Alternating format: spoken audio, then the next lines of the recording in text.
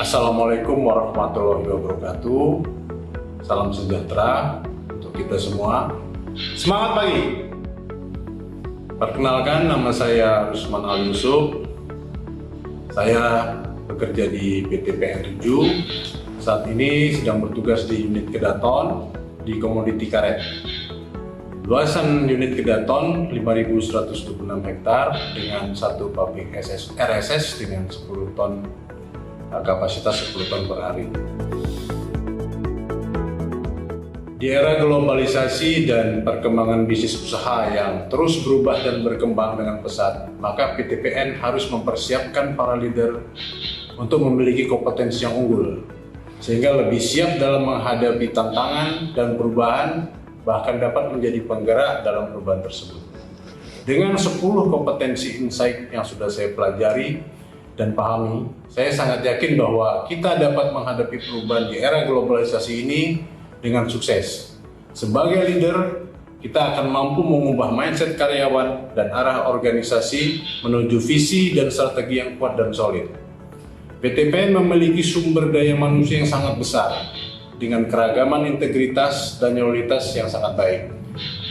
Ditambah dengan dukungan kepemilikan aset yang cukup luas, peranan para leader adalah mengarahkan perubahan, memastikan seluruh sumber daya dengan dukungan teknologi dapat dimanfaatkan secara optimal dan sebesar-besarnya untuk kemajuan perusahaan.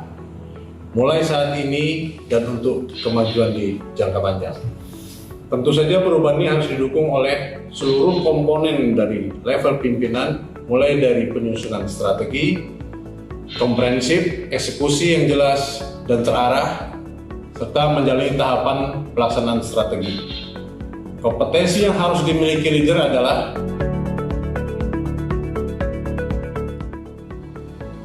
satu, leading change. Pemimpin masa depan adalah pemimpin yang membawa perubahan, mengajak orang-orang, karyawan untuk berpikir dan membuat perubahan besar untuk mencapai kinerja melampaui harapan dan target saat ini. Setidaknya ada 3 hal yang harus dicermati dalam perubahan. 1. Apakah kita sedang tergilas dalam perubahan atau tertinggal? 2. Apakah kita hanya mengikuti perubahan? Atau yang ketiga, apakah kita sudah menjadi penggerak dalam perubahan itu sendiri?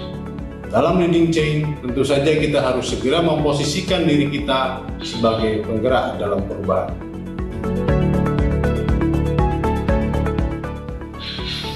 Dua, driving innovation.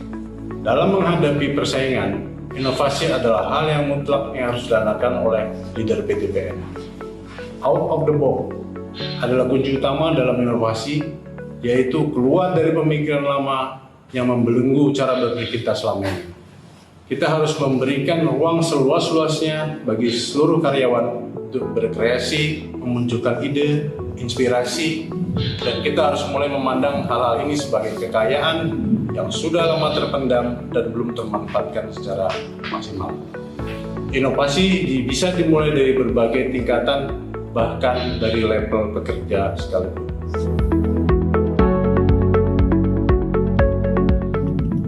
Tiga, developing organization capability adalah membangun sistem, struktur, strategi untuk peningkatan talenta perusahaan. Dalam meningkatkan organisasi, setiap personil harus memiliki kompetensi yang kuat dalam struktur jabatannya masing-masing.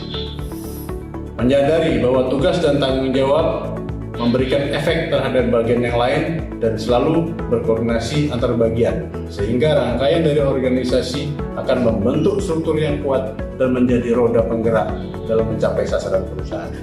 Yang terpenting adalah memahami bahwa prinsip hidup adalah belajar, mempelajari segala sesuatu yang positif, sehingga membawa kemajuan untuk personal itu sendiri maupun untuk organisasi secara keseluruhan.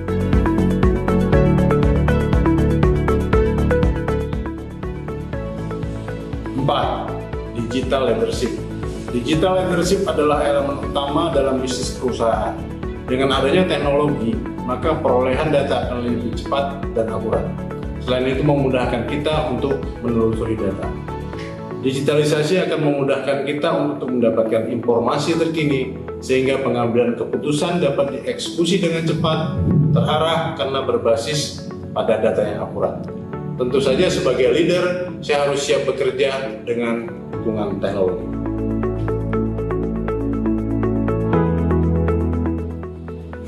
Lima, strategi oriented.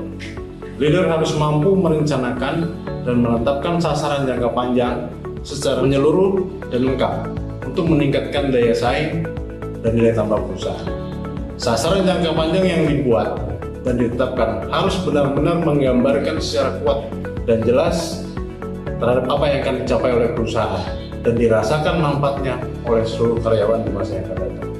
Selain itu, dalam menetapkan strategi jangka panjang, leader juga harus mampu mengelola perubahan internal dan faktor-faktor eksternal sehingga dampaknya dapat dianulir bahkan diselaraskan dengan sasaran yang akan kita capai.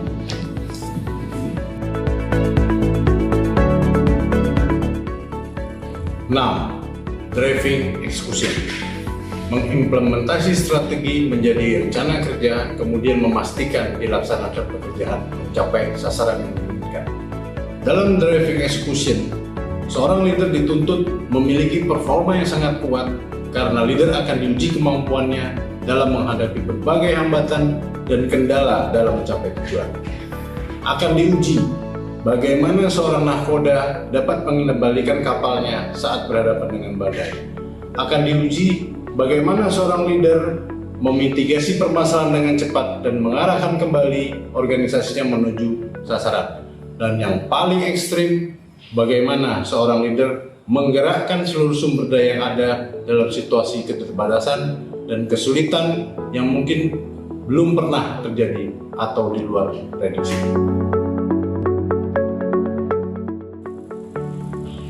Tujuh, global business savvy adalah kecerdasan dalam berbisnis atau leader memiliki pola pikir menjadi pebisnis handal, yaitu seorang leader harus mampu mengelola kecepatan perubahan bisnis dalam lingkup yang global. Leader tidak cukup hanya memahami produk dalam lingkup bisnisnya saja, tetapi harus melengkapi skillnya dalam melihat peluang dan perubahan bisnis yang terus berkembang. Leader juga harus melengkapi kemampuan dalam finansial dan selalu terhubung dengan informasi-informasi terbaru dalam lingkup bisnis.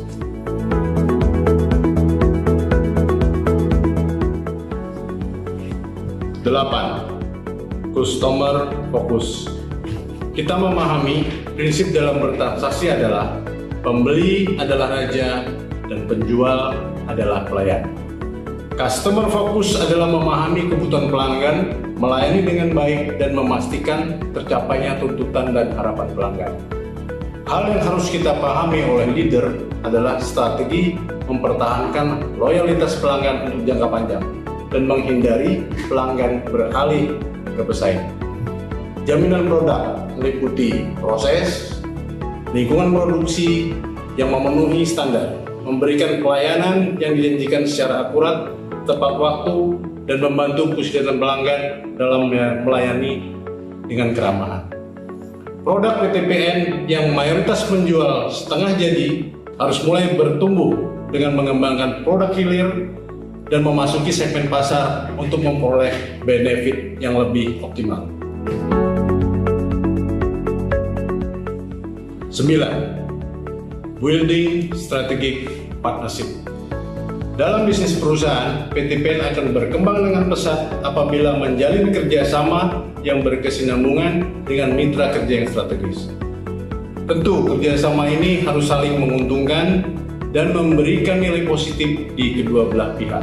Pada prinsipnya, kerjasama adalah metode untuk saling mengisi dan menutupi kekurangan. Efek positif dengan adanya kerjasama adalah energi yang dikeluarkan perusahaan akan lebih sedikit dibandingkan dengan pengusahaan sendiri. Baik dari sisi tenaga, waktu, bahkan akses. Bahkan nantinya perusahaan dapat mengoptimalkan aset yang selama ini belum termanfaatkan. Dengan suksesnya jalinan kerjasama, ke depan internal perusahaan secara bertahap mulai mengurangi beban beratnya dan lebih fokus untuk mengembangkan hal-hal yang lebih potensial.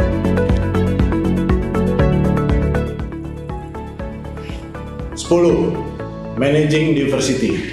Managing diversity adalah mengelola keberagaman untuk meningkatkan nilai tambah dan daya saing perusahaan.